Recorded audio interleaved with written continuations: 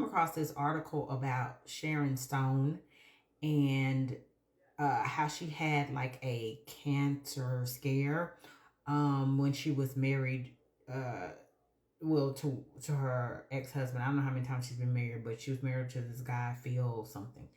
And she had this cancer scare. She was at the doctor getting herself checked up because she had found something. I'll put the article here somewhere.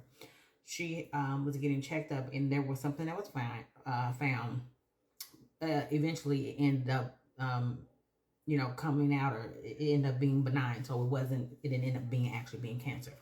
But at one of the appointments that she was at, her husband was with her at the appointment, and she told the doctor at that time that if it's cancer, she wanted to get both of her breasts removed.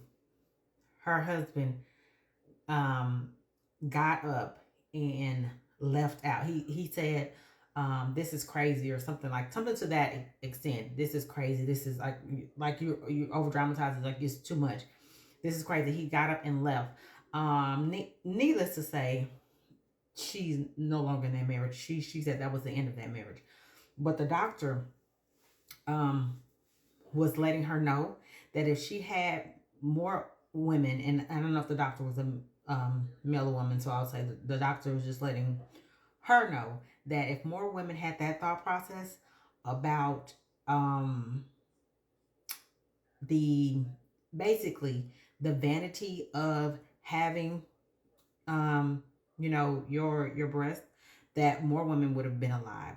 And it just made me think, and just like it just made me stay in the mindset of, and like reconfirm that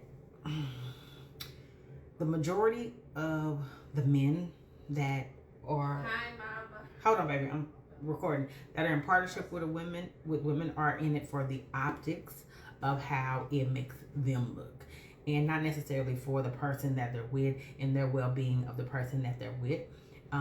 It is for the optics of themselves and how that woman either makes them look to other people, mainly other men, and other women, but just people in general. But it's for the men. And so he would have rather, if she did end up having cancer, he would have rather her keep her breast to still look a certain way for his benefit, for the optics for him, instead of for the actual well-being of herself and her health and her longevity in life. Like, if once you really start looking at, as a whole, how society conditions both men and women, you can go forward in your decisions on how you interact with people, on how you date, if you decide to date, all of those things. You have to first look at the root of it and get out of the romanticized version that we have been told and have been conditioned into think.